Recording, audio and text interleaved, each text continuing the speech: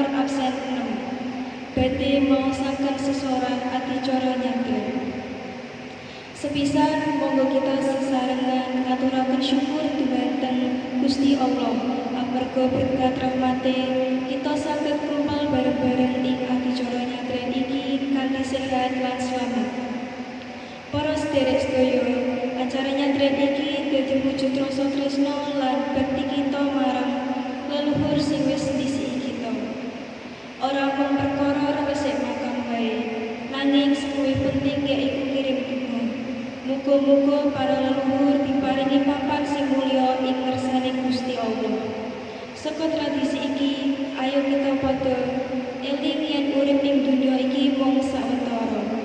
Muga-muga kanthi nyadran iki paseduluran kita dadi saya raket lan ati kita dadi resik kanggo mapak wulan poso sing sedherek meneh teka.